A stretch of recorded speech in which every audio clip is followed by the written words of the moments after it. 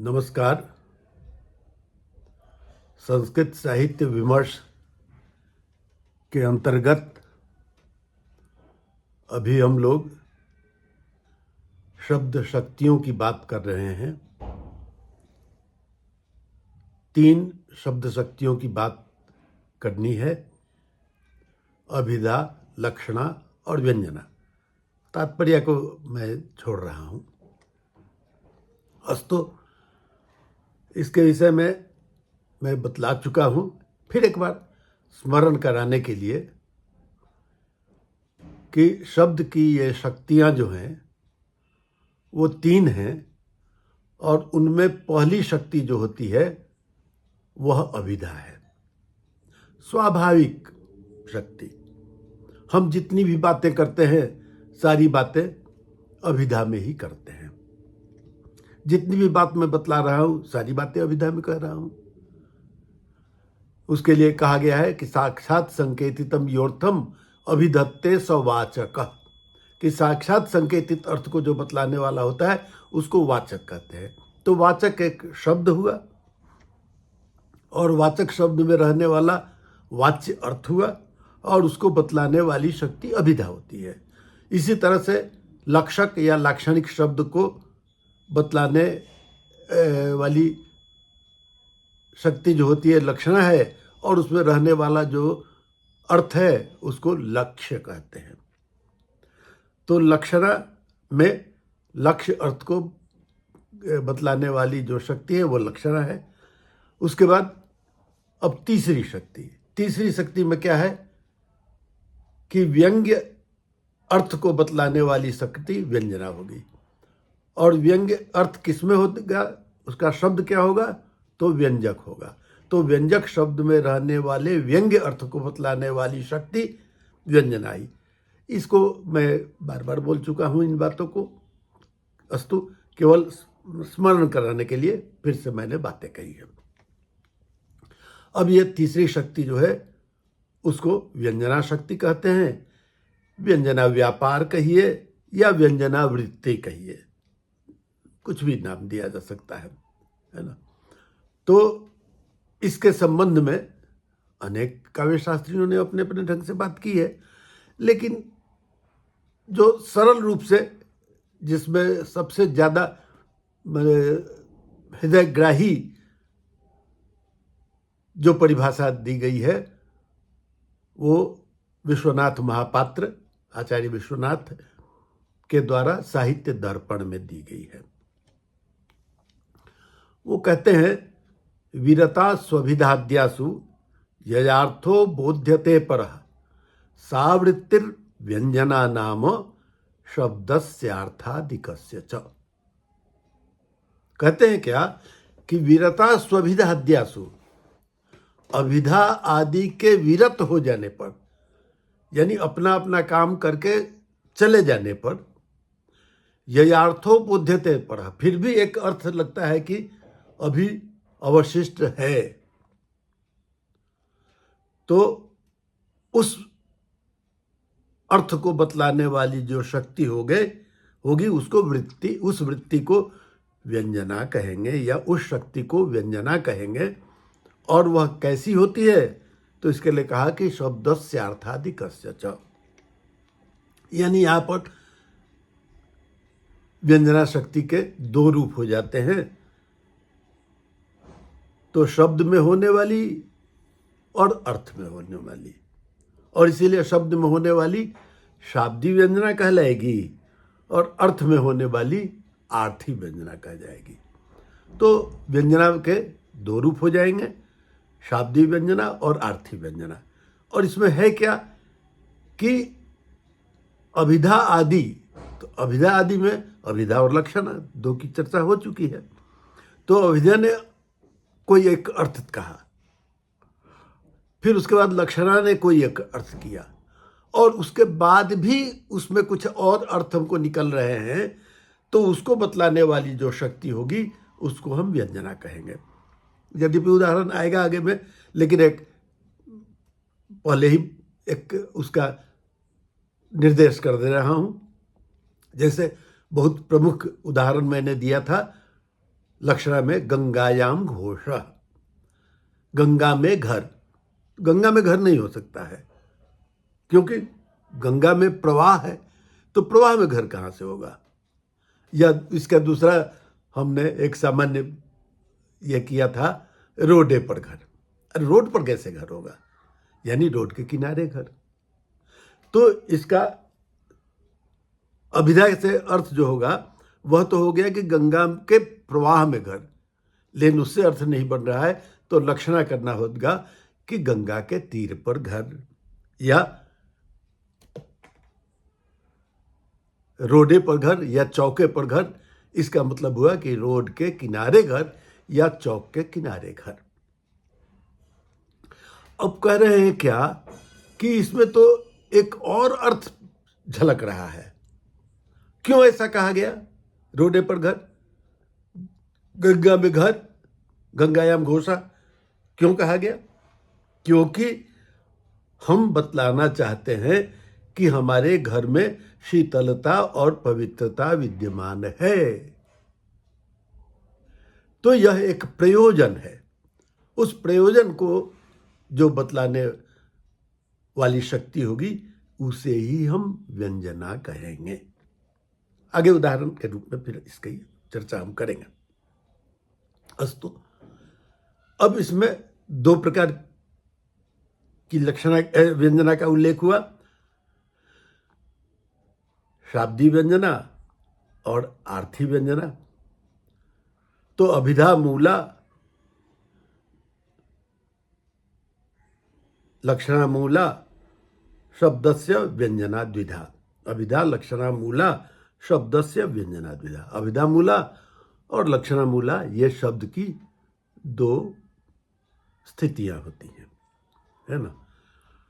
अब अभिधा मूला में क्या होगा? अब अभिधा मूला और लक्षणा मूला को सामान्य रूप से समझ लिया जाए कि लक्षणा के संबंध में हमने बतलाया था कि मुख्यार्थ बाधे तद योगे ययान्योर्थ प्रतीयते, कि मुख्य अर्थ का बाध होता है और मुख्य अर्थ से जुड़कर कोई नया एक अर्थ आता है, और उसमें फिर तीसरी शर्त होती है कि रूढ़ी हो अथवा प्रयोजन हो। तो इन तीन शर्तों की आवश्यकता होती है लक्षणा में। तो अभिधा तो मस्ट होगी ही, अभिधा के बिना लक्षणा को हम नहीं जान सकते हैं। लेकिन यहां कह रहे हैं क्या कि अभिधा मूला जो होगी वह अभिधा के तुरंत बाद सीधे व्यंजना, और दूसरी जो लक्षणा मूला हम कहेंगे तो उसमें क्या है कि लक्षणा के बाद व्यंजना। तो लक्षणा जब भी आएगी तो उसमें अभिधा तो आएगी। तो इसलिए लक्षणा मूला में होगा क्या कि अभिधा लक्षणा तब व्यंजना, और अभिधा मूला में क्या होगा कि अभिधा के तुरंत बाद व्यंजना, लक्षणा बीच में नहीं आएगी। तो अभिधा मूला में क्या होता है कि अभिधा से सीधे व्यंजना में हम चले जाते हैं। उसके लिए कहा गया है कि अनेकार्थस्य शब्दस्य संयोगाद्यैर नियंत्रिते एकत्रार्थान्यधि हेतुर व्यंजना सा अभिधाश्रया। व्यंजना सा अभिधाश्रया, सा व्यंजना अभिधाश्रया। वह व्यंजना अभिधा मूला होती है, अभिधा पर आश्रित होती है। उसमें क्या होता है, कह रहे हैं कि अनेकार्थस्य शब्दस्य संयोगाद्यै नियंत्रिते। बहुत सारे शब्द हैं संस्कृत में, तो खैर बहुत ही शब्द हैं ऐसे। हमारे यहाँ तो एकाक्षर कोश भी हैं, एक शब्द के कई अर्थ होते हैं, यह तो है ही है। एक एक अक्षर के भी कई अर्थ होते हैं। तो एकाक्षर कोश करके बहुत सारे ग्रंथ हैं। मेरे ही पास एक एकाक्षर ग्रंथ है जिसमें मैंने भी कुछ अपना वो योगदान किया है, और बहुत विशाल 2 वॉल्यूम में है मेरे पास, है ना। तो वो अक्षर की बात कर रहे हैं, यहां तो शब्द की बात कर रहे हैं। तो अनेकार्थस्य शब्दस्य संयोगाद्य ही नियंत्रित है।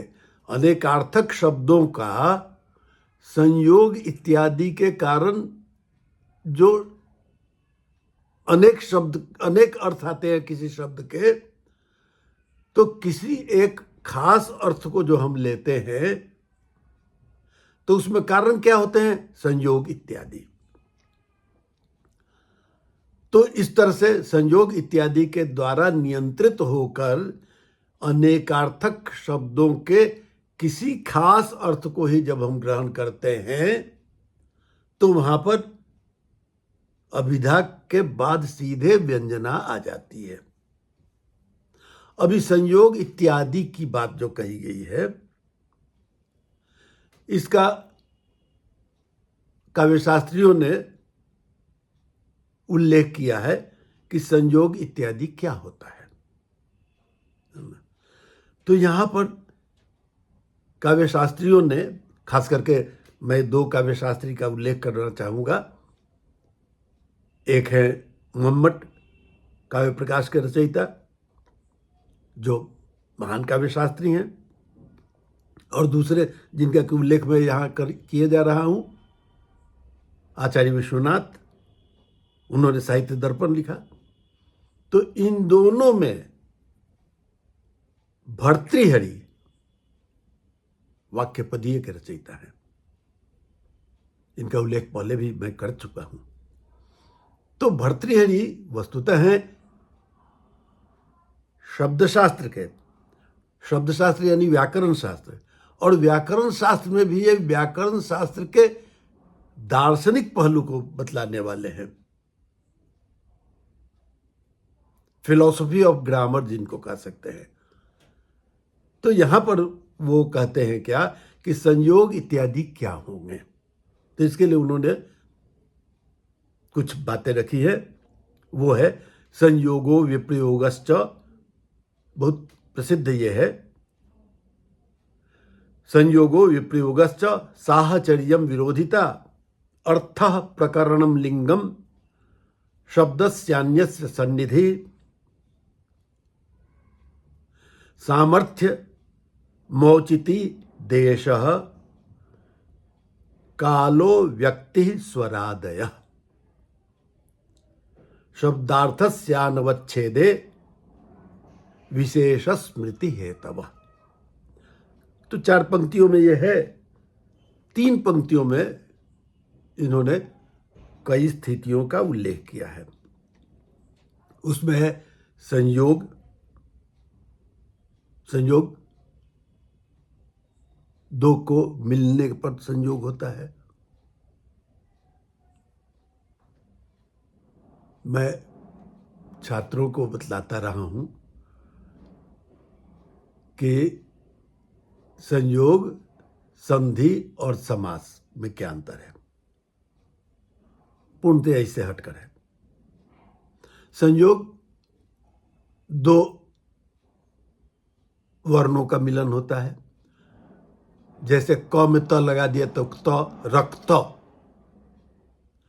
तो यहां पर 2 अक्षरों का संयोग होता है, या 2 शब्दों का संयोग भी होता है। संधि क्या होती है कि 2 शब्दों का ऐसा संयोग होता है जिससे कोई एक परिवर्तन होता है। तो वहां पर दोनों ही शब्द विद्यमान रह जाते हैं। जैसे रामश्च श्यामश्च, राम और श्याम। तो यहां पर राम भी पूर्ण है, श्याम भी, दोनों।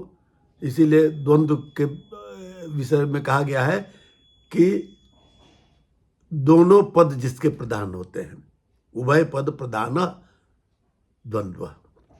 दूसरी बात, ये तो समास की बात हो गई, है ना। तो संधि में दोनों ये है, और समास में क्या होता है कि 2 पद मिलकर एक पद हो जाते हैं। रामश्च श्यामश्च, राम श्यामौ। तो यहां पर अब 2 पद नहीं रह गए, निश्चित रूप से राम और श्याम दोनों दो पद हैं, लेकिन संधि में है, समास में मिला देने पर दोनों का एक पद हो जाता है, अलग बात है। तो इस तरह से संयोग इत्यादि से नियंत्रित होकर, तो संयोग जुड़ना, उदाहरण दूंगा मैं। फिर संयोगो विप्रयोगश्च, विप्रयोग माने बिलगाव, अलगाव, संयोग का ठीक उल्टा। साहचर्यम, साथ में होना, विरोधिता, आपस में वैर, अहिनकुलम, अहि सांप और नेवला, दोनों विरोधिता है ना। उसके बाद अर्थ, अर्थ, प्रकरण, किस प्रकरण की बात चल रही है, लिंग, कौन सा लिंग है, स्त्रीलिंग पुल्लिंग नपुंसक लिंग इत्यादि।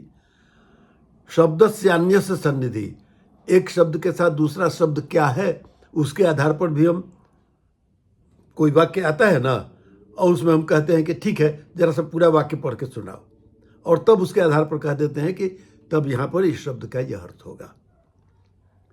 तो अन्य शब्द की सन्निधि से भी अर्थ परिवर्तन होता है। सामर्थ्य, किस शब्द का क्या सामर्थ्य है, क्या औचित्य है, तो सामर्थ्यम औचित्य। देश, किस देश की बात हो रही है ना। तो अलग अलग देश में किसी किसी शब्द का अलग अलग अर्थ होता है, तो उस देश के अनुसार अर्थ बदलेगा। उसी ढंग से काल, समय के अनुसार, है ना।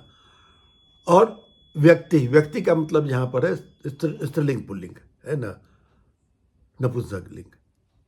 और स्वरादेह, स्वर इत्यादि की चर्चा, उदात्त, अनुदात्त और स्वरित की चर्चा हो सकता है पहले मैंने वेद के संबंध में यह बात की होगी।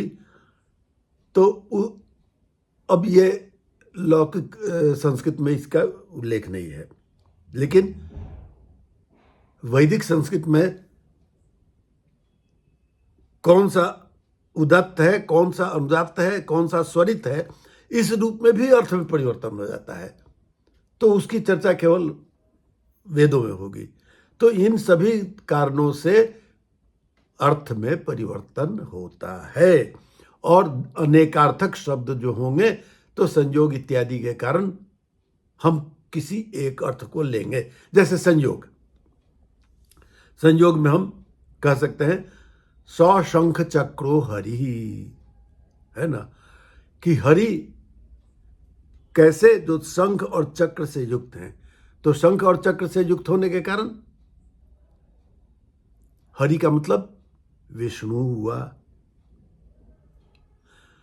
इसी ढंग से विप्रयोग फणहीनो नागः, फण, सर्प का फण होता है, तो फण से रहित नाग, तो फण से युक्त नाग और फण से रहित नाग, नागी के विषय में कहेंगे, तो यहां पर विप्रयोग है ना।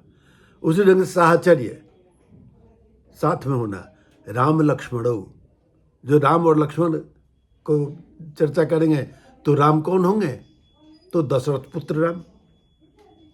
इसी ढंग से विरोध होने पर, जैसे कि रामार्जुनौ, राम और अर्जुन, तो यहां पर राम मतलब कि दशरथ के पुत्र राम नहीं होगा। यहां पर राम कहा गया है परशुराम को, भार्गव। और अर्जुन किसको कहा गया है, तो कार्तवीर्य अर्जुन को। तो यहां पर रामार्जुनों में राम का मतलब भार्गव परशुराम, और अर्जुन का मतलब कार्तवीर्य अर्जुन, वह अर्जुन नहीं, महाभारत वाले अर्जुन नहीं, है ना। तो इस तरह से ये बहुत सारी बातें हैं उनमें।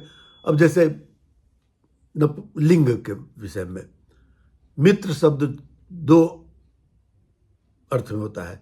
जब हम साथी, दोस्त के विषय में मित्र का उल्लेख करते हैं तो मित्र वहां नपुंसक लिंग है,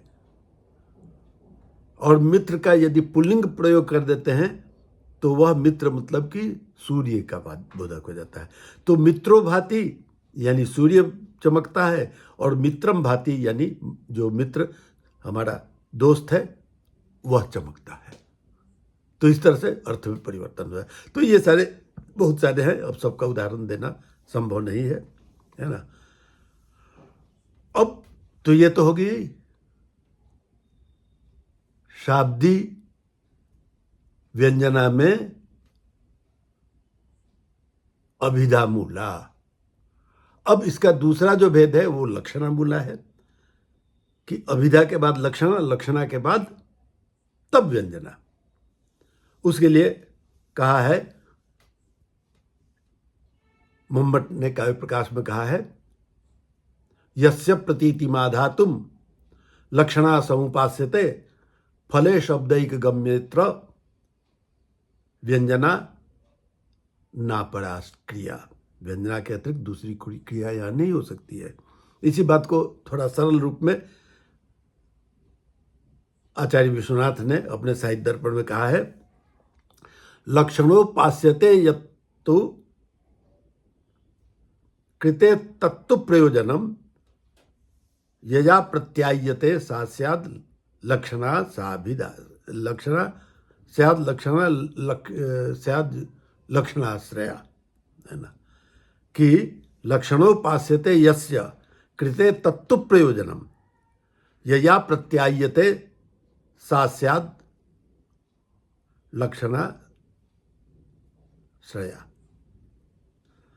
तो जहां पर प्रयोजन को लेकर,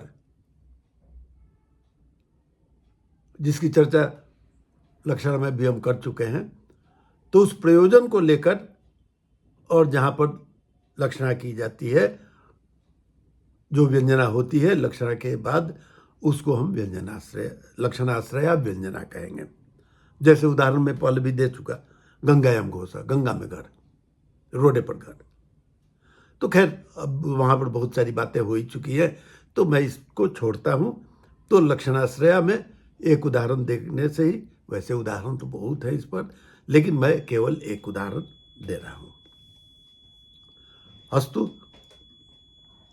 तो ये शाब्दी व्यंजना हुई, जिसमें शाब्दी व्यंजना अभिधा मूला या अभिधाश्रया है, और लक्षणा मूला या लक्षणाश्रया है ना। अब इसके बाद दूसरी है शाब्दी व्यंजना में तो दोनों हो गए, लेकिन आर्थी व्यंजना भी बाकी रह गई। तो आर्थी व्यंजना के लिए कह रहे हैं कि वक्तृबोद्धव्य वाक्यानाम काको चेष्टादिकस्य च वैशिष्ट्यादन्यमर्थम या बोधयेत सार्थ संभवा, स अर्थ संभवा। आर्थी व्यंजना वहां पर होगी कि जहां पर वक्ता, बोधा, काकू, चेष्टा इत्यादि के कारण बहुत सारी बातें, इन सब का कर पाना संभव नहीं लग रहा है। तो इसमें जैसे एक काकू है, उसका उल्लेख मैं बाद में करूंगा, कि ध्वनि को परिवर्तित करके बोलना। तो उसका एक उदाहरण मैं दूंगा। अब जैसे इसके संबंध में वक्ता, बोधा इत्यादि के कारण, तो एक उदाहरण है गतोस्तम अर्कः, अर्कः अस्तम गतः। सूर्य जो है सो अस्ताचल चला गया। तो इसके अलग अलग अर्थ होंगे। जो चरवाहे हैं उनके लिए अर्थ हो जाएगा कि अब उसको गायों को चराना बंद किया जाए और चला जाए।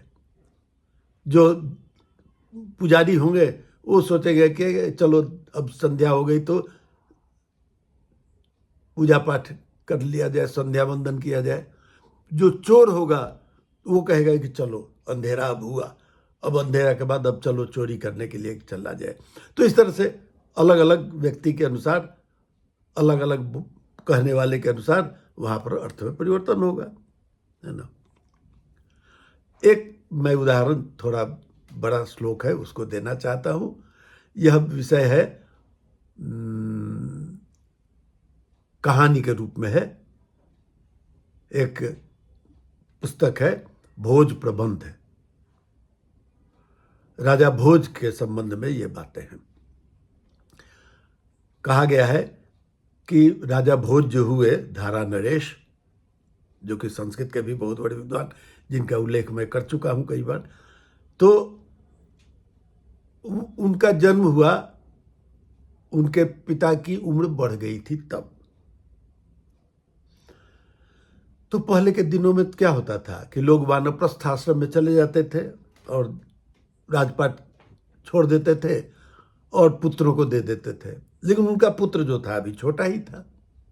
तो इसलिए उन्होंने क्या किया कि अपने छोटे भाई, जिसका नाम था मुंज, उसको उन्होंने गद्दी सौंप दी और उसकी गोद में भोज को डाल दिया। इसका मतलब कि आप जब हटने लगेगा, वानप्रस्थ में जाने लगेगा, तो आप इसको गद्दी देकर जाइएगा। लेकिन इनके मन में थोड़ा पाप आ गया। कहानी लंबी है। तो उन्होंने अपने सेनापति को कहा कि जाओ इसको मार दो और इसका कलेजा लेकर आओ और मुझको दिखाओ। तो वो गया था, उसने मारा नहीं था, है ना, लेकिन किसी जानवर का कलेजा लेकर आ गया था। तो उन्होंने पूछा मुंज ने कि क्या भोज ने मरते समय कुछ कहा है, अंतिम इच्छा होती है ना। तो उन्होंने कहा कि हाँ, यही एक पत्र उसने लिखा है। उस पत्र को ही मैं सुनाना चाहता हूँ, बड़ी अच्छी कहानी है ना। भोज ने लिखा था, मानधाता च महीपति कृतयुगालंकार भूतो गतः सेतुर्येन मोहो दधौ विरचितः क्वासौ दशास्यांतकः अन्ये चापि युधिष्ठिर प्रभृतयो याता द्विवं भूपते नैके नापि समम गता वसुमति मुंजत्वया यास्यति। कहा है इसमें कि कलयुग अभी चल रहा है ना, तो कलयुग के पहले सतयुग में मानधाता राजा हुए। वो इतने बड़े प्रतापी राजा थे, लेकिन नहीं रहे। उसके बाद त्रेता में राम हुए, जिन्होंने 10 सिर वाले रावण को मार दिया, लेकिन वो भी नहीं रहे। फिर द्वापर आया और उसमें युधिष्ठिर इत्यादि बड़े बड़े वीर हुए, वे लोग भी चले गए किसी के। और नैके नापि समम गता वसुमति, यह वसुमति जो है, यह पृथ्वी जो है, किसी के साथ नहीं गई। अंत में कहता है, यहीं पर जो मैं बतलाना चाहता हूं, मुंजत्वया यास्यति, कि यह हे मुंज, यह पृथ्वी तुम्हारे साथ चली जाएगी। नहीं, इसका दूसरा अर्थ कीजिए, मुंजत्वया यास्यति, क्या हे मुंज तुम्हारे साथ ये पृथ्वी जाएगी। तो यहां पर ध्वनि परिवर्तित करके बोलिए कि सामान्य रूप से बोलिए मुंजत्वया यास्यति, यह पृथ्वी तो अब लगता है कि तुम्हारे साथ चली जाएगी। और यदि काकू ध्वनि में परिवर्तन करके कहिए मुंजत्वया यास्यति, हे मुंज, क्या यह पृथ्वी तुम्हारे साथ चली जाएगी, यानी तुम भी इस पृथ्वी को नहीं ले जा पाओगे। इतने बड़े बड़े राजा तो आए और गए, कोई नहीं ले जा सका। लेकिन लगता है कि अब इतना भार हो गया है पाप का कि जिसके कारण यह पृथ्वी तुम्हारे साथ चली जाएगी। तो इस तरह से यहाँ पर काकू के कारण, ध्वनि परिवर्तन के कारण यहाँ पर अर्थ में परिवर्तन हो जाएगा। तो इस तरह से यह भी एक आर्थी व्यंजना का उदाहरण होगा। अस्तु, ये बातें हो गई, अब शब्द शक्ति की बातें हो गई। अब दूसरी बात कौन सी होगी वह मैं सोचूंगा, लेकिन मैं सोच रहा हूँ कि थोड़ी बातें नाट्य शास्त्र पर की जाएंगी, तो नाट्य शास्त्र की बातें आगे संभवतः करूँ। चलिए, आज की बात समाप्त हुई। धन्यवाद।